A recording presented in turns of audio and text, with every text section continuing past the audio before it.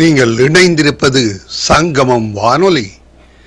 Destiny in Jesus Christ Tamil கிறிஸ்தவ வானொலி கனேடிய மண்ணிலிருந்து ஒலிபரப்பாகிறது. மார்க் 16:15, மத்தேயு 24:14 வசனத்தின்படி இயேசு சீசர்களை நோக்கி, நீங்கள் உலகெங்கும் போய் சர்வ சிருஷ்டிக்கும் சுவிசேஷத்தை பிரசங்கியுங்கள். ராஜ்யத்தினுடைய இந்த சுவிசேஷம் பூலோகமெங்குமுள்ள சகல ஜாதிகளுக்கும் சாட்சியாக பிரசங்கப்படும்.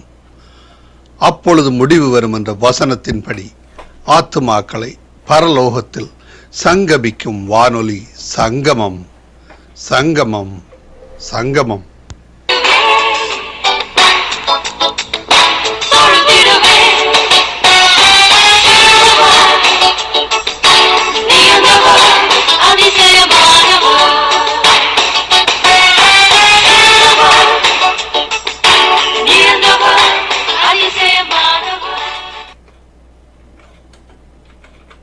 உபாகமம் 3ஆம் அதிகாரம். பின்பு நாம் திரும்பி பாசானுக்கு போகிற வழியாய் போனோம். பாசானின் ராஜாவாகிய ஓக் தன்னுடைய சகல ஜனங்களோடும் நம்மோட எதிர்த்து யுத்தம் பண்ணும்படி புறப்பட்டு எத்ரேயிக்கு வந்தான். அப்பொழுது கர்த்தர் என்னை நோக்கி, அவனுக்கு பயப்பட வேண்டாம், அவனையும் அவனுடைய ஜனங்கள் எல்லாரையும் அவன் தேசத்தையும் உன் கையில் ஒப்புக் கொடுத்தேன். எஸ்போனிலே குடியிருந்த எமோரியரின் ராஜாவாகிய சீகோனுக்கு நீ செய்தது போல அவனுக்கும் செய்வாய் என்றார். அப்படியே நம்முடைய தேவனாகிய கர்த்தர் பாசானின் ராஜாவாகிய ஓகையும் அவனுடைய சகல ஜனங்களையும் நம்முடைய கையில் ஒப்புக் கொடுத்தார். அவனுக்கு ஒருவரும் மீதியாயிராமற் போக மட்டும் அவனை முறிய அடித்தோம். அக்காலத்திலே அவனுடைய பட்டணங்களை எல்லாம் பிடித்தோம். அவர்களிடத்தில் நாம் பிடித்துக் கொள்ளாத பட்டணம் இல்லை. பாசானில் இருந்து ஓகின் ராஜ்யமான 60 பட்டணங்கள் உள்ள அர்கோப் தேசம் முழுவதையும் பிடித்தோம். அந்த பட்டணங்கள் எல்லாம் உயர்ந்த மதில்களாலும் வாசல்களாலும் தாழ்பால்களாலும் அரணாக்கப்பட்டிருந்தது. அவைகள் அன்றி மதில் இல்லாத பட்டணங்களும் அநேகம். அவைகளையும் சங்காரம் பண்ணினோம். நாம் எஸ்போனின் ராஜாவாகிய சீகோனுக்கு செய்தது போல அந்த எல்லா பட்டணங்களிலும் உள்ள புருஷரையும் ஸ்திரீகளையும் பிள்ளைகளையும் சங்காரம் பண்ணினோம். ஆனாலும் பட்டணங்களில் உள்ள ஆஸ்தியையும் சகல மிருக ஜீவன்களையும் நமக்கென்று கொள்ளையிட்டோம். இப்படியே யோர்தானுக்கு இப்புறத்தில் உள்ள அர்னோன் நதி தொடங்கி எர்மோன் மலை வரைக்கும் உள்ள தேசத்தை நாம் அக்காலத்தில் எமோரியருடைய 2 ராஜாக்களிடத்திலிருந்து பிடித்தோம். சீதோனியர் எர்மோனை சீரியோன் என்கிறார்கள், எமோரியரோ அதை சேனீர் என்கிறார்கள். சமனான நாட்டின் எல்லா பட்டணங்களையும் கிலேயாத் முழுவதையும் சல்காயி எத்ரேயி என்னும் பாசானில் இருந்த ஓகுடைய ராஜ்யத்தின் பட்டணங்கள் மட்டுமுள்ள பாசான் முழுவதையும் பிடித்தோம். மீதிருந்த ராட்சதரில் பாசானின் ராஜாவாகிய ஓக் என்பவன் மாத்திரம் தப்பியிருந்தான். இரும்பினால் செய்த அவனுடைய கட்டில் மனிதருடைய கை முழத்தின்படியே 9 முழ நீளமும் 4 முழ அகலமுமாயிருந்தது. அது அம்மோன் புத்திரருடைய ரப்பா பட்டணத்தில் இருக்கிறதல்லவா. அக்காலத்திலே சுதந்திரமாக பெற்றுக்கொண்ட தேசத்தை அர்னோன் நதி அருகே உள்ள ஆரோவே தொடங்கி கீலேயாத் மலைநாட்டில் பாதியையும் அதில் இருக்கிற பட்டணங்களையும் ரூபனியருக்கும் காத்தியருக்கும் கொடுத்தேன். கீலேயாத்தின் மற்ற பங்கையும் ஓகின் ராஜ்யமாயிருந்த பாசான் முழுவதையும் மனாசேயின் பாதி கோத்திரத்துக்கு கொடுத்ததும் அன்றி ராட்சத தேசம் எனப்பட்ட பாசானுக்குள்ளான அர்கோப் சீமை யாவையும் கொடுத்தேன். மனாசேயின் குமாரனாகிய யாவீர் அர்கோப் சீமை முழுவதையும் கேசூரியர் மாகாத்தியர் என்பவர்களுடைய எல்லை மட்டும் கட்டிக்கொண்டு அதற்கு தன் நாமத்தின்படியே பாசான் அவோத்தியாயீர் என்று பெயரிட்டான். அது இந்நாள் வரைக்கும் வழங்கி வருகிறது. மாகீருக்கு கீலேயாத்தை கொடுத்தேன். மேலும் கீலேயாத் தொடங்கி அர்னோன் நதி ஓடுகிற பள்ளத்தாக்கும் கடையாந்திரமுமான அம்மோன் புத்திரரின் எல்லையாகிய யாப்போக்கு ஆறு மட்டும் இருக்கிற தேசத்தையும் கிண்ணரை தொடங்கி அஸ்தோத் பிஸ்காவுக்கு தாழ்வாய் கிழக்கே இருக்கிற உப்பு கடலான சமனான வெளியின் கடல் மட்டும் யோர்தானின் எல்லைக்குள் அடங்கிய சமனான வெளியையும் ரூபனியருக்கும் காத்தியருக்கும் கொடுத்தேன். அக்காலத்திலே நான் உங்களை நோக்கி, உங்கள் தேவனாகிய கர்த்தர் உங்களுக்கு இந்த தேசத்தை சுதந்திரமாக கொடுத்தார். யுத்தம் செய்யத்தக்கவர்களாகிய நீங்கள் எல்லாரும் இஸ்ரவேல் புத்திரரான உங்கள் சகோதரருக்கு முன்னே ஆயுத பாணிகளாக நடந்து போங்கள். உங்கள் மனைவிகளும் உங்கள் பிள்ளைகளும் உங்கள் ஆடு மாடுகளும் மாத்திரம் நான் உங்களுக்கு கொடுத்த உங்கள் பட்டணங்களில் இருக்கட்டும். உங்களுக்கு திரளான ஆடு மாடுகள் உண்டென்று அறிவேன். ஆனாலும் கர்த்தர் உங்களை இளைப்பார பண்ணின போது உங்கள் சகோதரரையும் இளைப்பார பண்ணி யோர்தானுக்கு அப்புறத்தில் உங்கள் தேவனாகிய கர்த்தர் கொடுக்கிற தேசத்தை சுதந்தரித்துக் கொள்ளும் மட்டும் நீங்கள் இருந்து பின்பு அவரவர் நான் உங்களுக்கு கொடுத்த உங்கள் சுதந்திரத்துக்கு திரும்புவீர்களாக என்றேன். அக்காலத்திலே நான் யோசுவாவை நோக்கி, உங்கள் தேவனாகிய கர்த்தர் அந்த 2 ராஜாக்களுக்கும் செய்தவைகளை எல்லாம் உன் கண்கள் கண்டது. நீ போய் சேரும் எல்லா ராஜ்யங்களுக்கும் கர்த்தர் அப்படியே செய்வார். அவர்களுக்கு பயப்படுவீர்களாக. உங்கள் தேவனாகிய கர்த்தர் தாமே உங்களுக்காக யுத்தம் பண்ணுவார் என்று சொன்னேன். அக்காலத்திலே நான் கர்த்தரை நோக்கி, கர்த்தராகிய ஆண்டவரே, நீர் உமது அடியனுக்கு உமது மகத்துவத்தையும் உமது வல்லமையுள்ள கரத்தையும் காண்பிக்க தொடங்கினீர். வானத்திலும் பூமியிலும் உம்முடைய கிரியைகளுக்கும் உம்முடைய வல்லமைகளுக்கும் ஒப்பாக செய்யத்தக்க தேவன் யார்? நான் கடந்து போய் யோர்தானுக்கு அப்புறத்தில் உள்ள அந்த நல்ல தேசத்தையும் அந்த நல்ல மலையையும் லீபனோனையும் பார்க்கும்படி உத்தரவு கொடுத்தருளும் என்று வேண்டிக் கொண்டேன். கர்த்தரோ உங்கள் நிமித்தம் என் மேல் கோபம் கொண்டு எனக்கு செவிகொடாமல் என்னை நோக்கி, போதும், இனி இந்த காரியத்தை குறித்து என்னோட பேச வேண்டாம். நீ பிஸ்காவின் கொடுமுடியில் ஏறி உன் கண்களை மேற்கிலும் வடக்கிலும் தெற்கிலும் கிழக்கிலும் ஏறெடுத்து உன் கண்களினாலே அதை பார். இந்த யோர்தானை நீ கடந்து போவதில்லை. நீ யோசுவாவுக்கு கட்டளை கொடுத்து அவனை திடப்படுத்தி பலப்படுத்தி அவன் இந்த ஜனங்களுக்கு முன்பாக கடந்து போய் அவனே நீ காணும் தேசத்தை அவர்களுக்கு பங்கிட்டுக் கொடுப்பான் என்றார். பின்பு பெத்பெயோருக்கு நீதிமொழிகள் 30ஆம் அதிகாரம்.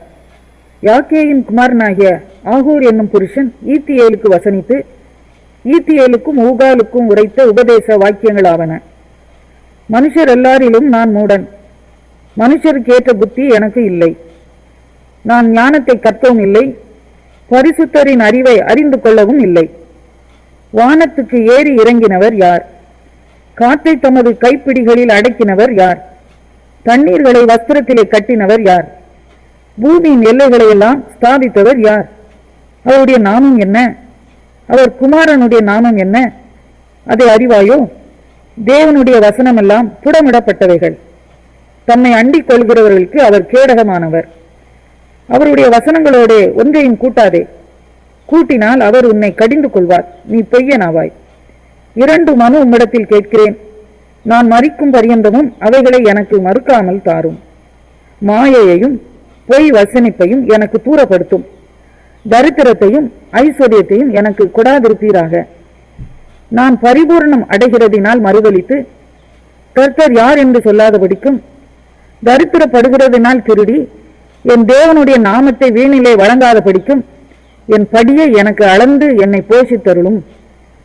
எஜமான் இடத்தில் அவனுடைய வேலைக்காரன் மேல் குற்றம் சுமத்தாதே. அவன் உன்னை சபிப்பான், நீ குற்றவாளியாக காணப்படுவாய். தங்கள் தகப்பனை சபித்தும் தங்கள் தாயை ஆசீர்வதியாமலும் இருக்கிற சந்ததியாரும் உண்டு. தாங்கள் அழுக்கற கழுவப்படாமல் இருந்தும் தங்கள் பார்வைக்கு சுத்தமாக தோன்றுகிற சந்ததியாரும் உண்டு. வேறொரு சந்ததியாரும் உண்டு.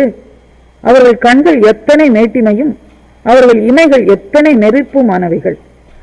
தேசத்தில் சிறுமையானவர்களையும் மனுஷரில் எளிமையானவர்களையும் பட்சிப்பதற்கு கட்கங்களை ஒத்த பற்களையும் கத்திகளை ஒத்த கடைவாய் பற்களையும் உடைய சந்ததியாரும் உண்டு. தா தா என்கிற 2 குமாரத்திகள் அட்டைக்கு உண்டு. திருப்தி அடையாத 3 உண்டு. போதும் என்று சொல்லாத 4 உண்டு. அவை அவன பாதாளமும் மலட்டு கற்பமும் தண்ணீரால் திருப்தி அடையாத நிலமும் போதும் என்று சொல்லாத அக்கினியுமே. தகப்பனை பரியாசம் பண்ணி தாயின் கட்டளையை அசட்டை பண்ணுகிற கண்ணை நதியின் காகங்கள் பிடுங்கும், கழுகின் குஞ்சுகள் தின்னும். எனக்கு மிகவும் ஆச்சரியமானவைகள் 3 உண்டு. என் புத்தி கட்டாதவைகள் 4 உண்டு. அவை அவன ஆகாயத்தில் கழுகினுடைய வழியும் கண்மலையின் மேல் பாம்பினுடைய வழியும் நடு கடலில் கப்பலினுடைய வழியும் ஒரு கன்னிகையை நாடிய மனுஷனுடைய வழியுமே. அப்படியே விபசார ஸ்திரீயினுடைய வழியும் இருக்கிறது. அவள் தின்று தன் வாயை துடைத்து நான் ஒரு பாவமும் செய்யவில்லை என்பாள். 3 நிமித்தம் பூமி சஞ்சலப்படுகிறது. 4ஐயும் அது தாங்க மாட்டாது. அரசாளுகிற அடிமை நிமித்தமும் போஜனத்தால் திருப்தியான மூடனின் நிமித்தமும் பகைக்கப்படத்தக்கவளாய் இருந்தும் புருஷனுக்கு வாழ்க்கைப்பட்ட ஸ்திரீ நிமித்தமும் தன் ஆட்சியாருக்கு பதிலாக இல்லாளாகும் அடிமை பெண்ணின் நிமித்தமுமே. பூமியில் சிறியவைகளாய் இருந்தும் மகா ஞானம் உள்ளவைகள் 4 உண்டு. அவையாவன அற்பமான ஜந்துவாய் இருந்தும் கோடை காலத்திலே தங்கள் ஆகாரத்தை சம்பாதிக்கிற எறும்பும், சத்துவமற்ற ஜந்துவாய் இருந்தும் தங்கள் வீட்டை கண்மலையிலே தோண்டி வைக்கும் குழி முசல்களும், ராஜா இல்லாதிருந்தும் பவுஞ்சு பவுஞ்சாய் புறப்படுகிற வெட்டுக்கிளிகளும், தன் கைகளினால் வலையை பின்னி அரசர் அரமனைகளில் இருக்கிற சிலந்தி பூச்சியுமே. வினோதமாய் அடி வைத்து நடக்கிறவைகள் 3 உண்டு. வினோத நடையுள்ளவைகள் 4 உண்டு. அவையாவன மிருகங்களில் சௌரியமானதும் ஒன்றுக்கும் பின்னிடையாததும் ஆகிய சிங்கமும், போர்க்குதிரையும், வெள்ளாட்டு கடாவும், ஒருவரும் எதிர்க்கக்கூடாத ராஜாவுமே. நீ மேட்டுமையானதினால் பைத்தியமாய் நடந்து துர்சிந்தனை உள்ளவனாயிருந்தாயானால் கையினால் வாயை மூடு. பாலை கடைதல் வெண்ணையை பிறப்பிக்கும், மூக்கை பிசைதல் இரத்தத்தை பிறப்பிக்கும். அப்படியே கோபத்தை கிண்டி விடுதல் சண்டையை பிறப்பிக்கும்.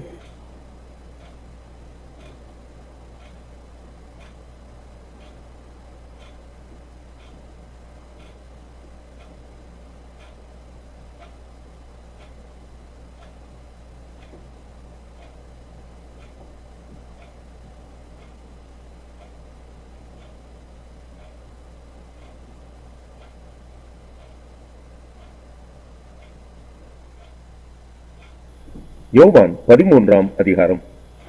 பஸ்கா பண்டிகைக்கு முன்னே இயேசு இவ்வுலகத்தை விட்டு பிதாவினிடத்திற்கு போகும்படியான தம்முடைய வேளை வந்ததென்று அறிந்து தாம் இவ்வுலகத்தில் இருக்கிற தம்முடையவர்களிடத்தில் அன்பு வைத்தபடியே முடிவு பரியந்தமும் அவர்களிடத்தில் அன்பு வைத்தார்.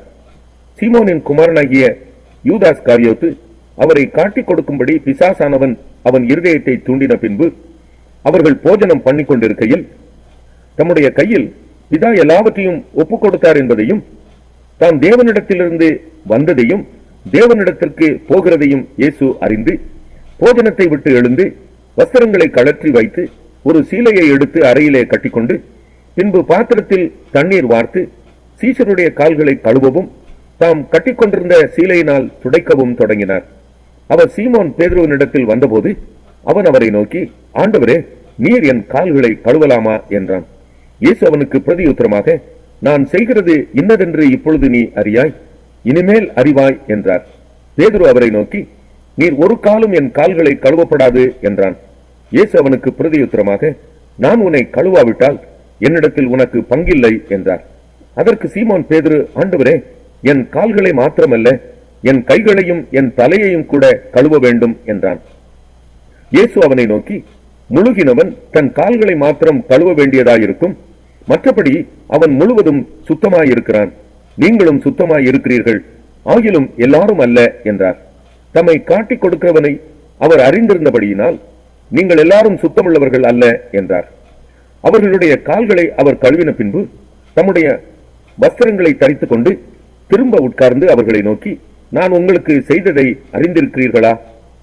நீங்கள் என்னை போதகர் என்றும் ஆண்டவர் என்றும் சொல்லுகிறீர்கள். நீங்கள் சொல்லுகிறது சரியே. நான் அவர்தான், ஆண்டவரும் போதகருமாகிய நானே உங்கள் கால்களை கழுவினதுண்டானால் நீங்களும் ஒருவருடைய கால்களை ஒருவர் கழுவ கடவீர்கள். நான் உங்களுக்கு செய்தது போல நீங்களும் செய்யும்படி உங்களுக்கு மாதிரியை காண்பித்தேன். மெய்யாகவே மெய்யாகவே நான் உங்களுக்கு சொல்லுகிறேன், ஊழியக்காரன் தன் எஜமானிலும் பெரியவன் அல்ல, அனுப்பப்பட்டவன் தன்னை அனுப்பினவரிலும் பெரியவன் அல்ல. நீங்கள் இவைகளை அறிந்திருக்கிறபடியினால் இவைகளை செய்வீர்களானால் பாக்கியவான்களாயிருப்பீர்கள். உங்கள் எல்லாரையும் குறித்து நான் பேசவில்லை, நான் தெரிந்து கொண்டவர்களை அறிவேன். ஆகிலும் வேத வாக்கியம் நிறைவேறத்தக்கதாக என்னுடனே அப்பம் புசிக்கிறவன் என் மேல் தன் குதிகாலை தூக்கினான். அது நடக்கும்போது நானே அவர் என்று நீங்கள் விசுவாசிக்கும் பொருட்டு இப்பொழுது அது நடப்பதற்கு முன்னமே அதை உங்களுக்கு சொல்லுகிறேன். நான் அனுப்புகிறவனை ஏற்றுக்கொள்கிறவன் என்னை ஏற்றுக்கொள்கிறான், என்னை ஏற்றுக்கொள்கிறவன் என்னை அனுப்பினவரை ஏற்றுக்கொள்கிறான் என்று மெய்யாகவே மெய்யாகவே உங்களுக்கு சொல்லுகிறேன் என்றார். இயேசு இவைகளை சொன்ன பின்பு ஆவியிலே கலங்கி, உங்களில் ஒருவன் என்னை காட்டிக் கொடுப்பான் என்று மெய்யாகவே மெய்யாகவே உங்களுக்கு சொல்லுகிறேன் என்று சாட்சியாக சொன்னார். அப்பொழுது யாரை குறித்து பேசுகிறாரோ என்று சீஷர்கள் ஐயப்பட்டு ஒருவரை ஒருவர் நோக்கி பார்த்தார்கள். அந்த சமயத்தில் அவருடைய சீஷரில் இயேசுவுக்கு அன்பானவனாய் இருந்த ஒருவன் இயேசுவின் மார்பிலே சாய்ந்து கொண்டிருந்தான். யாரை குறித்து சொல்லுகிறார் என்று விசாரிக்கும்படி சீமோன் பேதுரு அவனுக்கு சைகை காட்டினான். அப்பொழுது அவன் இயேசுவின் மார்பிலே சாய்ந்து கொண்டு, ஆண்டவரே, அவன் யார் என்றான். இயேசு பிரதியுத்தரமாக, நான் இந்த துணிக்கையை தோய்த்து எவனுக்கு கொடுப்பேனோ அவன்தான் என்று சொல்லி துணிக்கையை தோய்த்து சீமோன் குமாரனாகிய யூதாஸ் காரியோத்துக்கு கொடுத்தார். அந்த துணிக்கையை அவன் வாங்கின பின்பு சாத்தான் அவனுக்குள் புகுந்தான். அப்பொழுது இயேசு அவனை நோக்கி, நீ செய்கிறதை சீக்கிரமாய் செய் என்றார். அவர் இப்படி அவனுடனே சொன்னதின் கருத்தை பந்தி இருந்தவர்களில் ஒருவனும் அறியவில்லை. யூதாஸ் பணப்பையை வைத்துக் கொண்டிருந்தபடியினால் அவன் போய் பண்டிகைக்கு தேவையானவைகளை கொள்ளும்படிக்காவது தரித்திரருக்கு ஏதாகிலும் கொடுக்கும்படிக்காவது இயேசு அவனுடனே சொல்லி இருப்பார் என்று சிலர் நினைத்தார்கள். அவன் அந்த துணிக்கையை வாங்கின உடனே புறப்பட்டு போனான். அப்பொழுது ராக்காலமாயிருந்தது.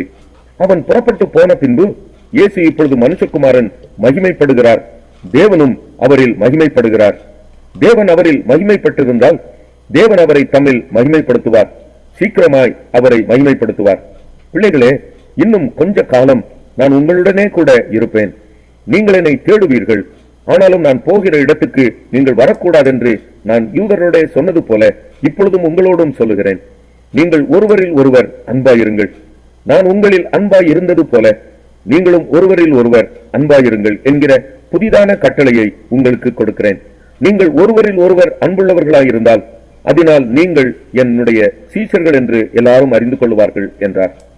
சீமோன் பேதுரு அவரை நோக்கி, ஆண்டவரே, நீர் எங்கே போகிறீர் என்றான்.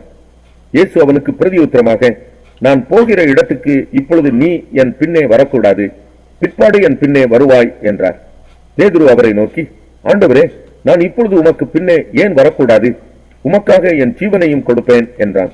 இயேசு அவனுக்கு பிரதியுத்தரமாக, எனக்காக உன் ஜீவனையும் கொடுப்பாயோ? சேவல் கூவுகிறதற்கு முன்னே நீ என்னை 3 தரம் மறுதலிப்பாய் என்று. யோவான் 14ஆம் அதிகாரம். உங்கள் இருதயம் கலங்காதிருப்பதாக. தேவனிடத்தில் விசுவாசமாயிருங்கள், என்னிடத்திலும் விசுவாசமாயிருங்கள். என் பிதாவின் வீட்டில் அநேக வாசஸ்தலங்கள் உண்டு. அப்படி இல்லாதிருந்தால் நான் உங்களுக்கு சொல்லியிருப்பேன்.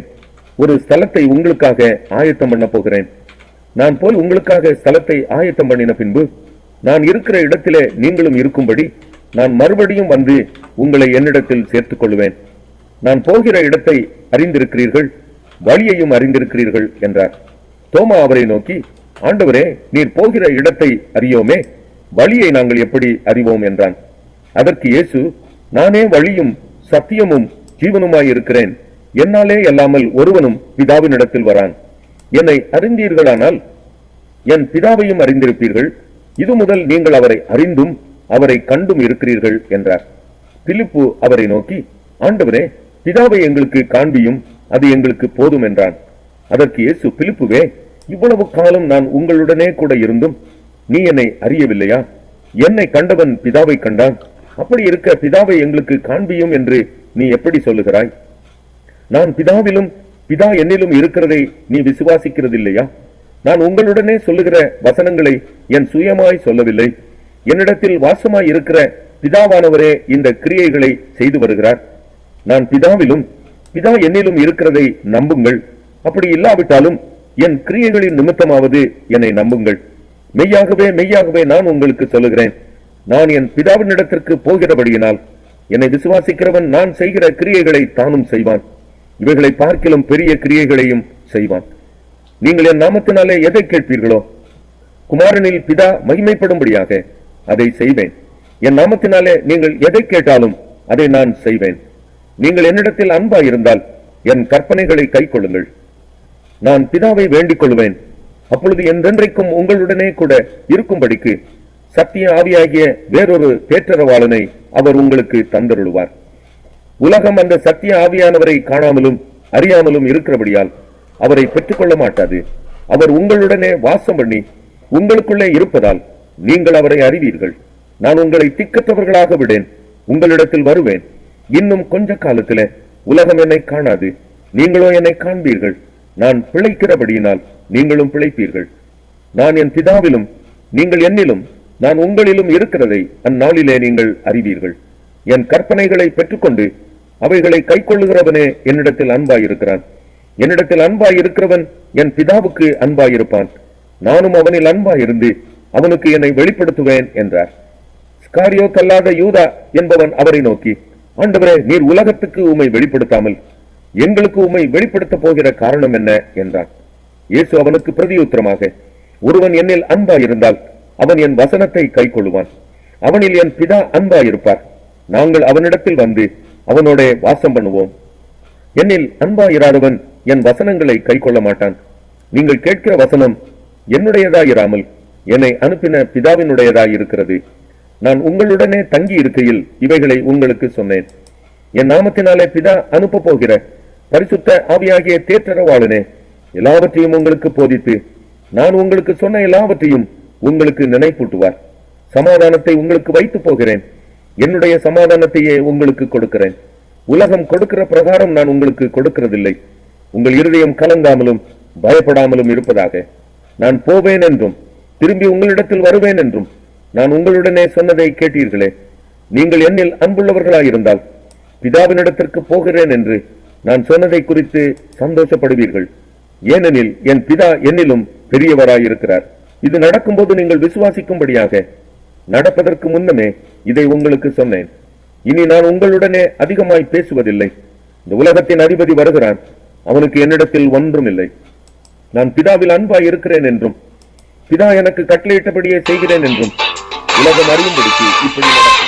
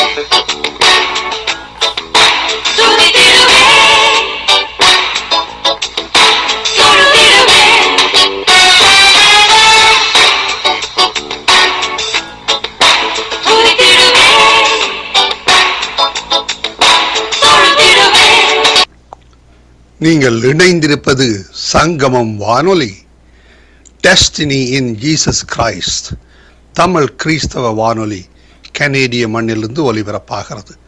மார்க் 16:15, மத்தேயு 24:14 வசனத்தின்படி இயேசு சீசர்களை நோக்கி, நீங்கள் உலகெங்கும் போய் சர்வ சிருஷ்டிக்கும் சுவிசேஷத்தை பிரசங்கியுங்கள். ராஜ்யத்தினுடைய இந்த சுவிசேஷம் பூலோகமெங்குமுள்ள சகல ஜாதிகளுக்கும் சாட்சியாக பிரசங்கப்படும். அப்பொழுது முடிவு வரும் என்ற வசனத்தின்படி ஆத்துமாக்களை பரலோகத்தில் சங்கமிக்கும் வானொலி சங்கமம், சங்கமம், சங்கமம்.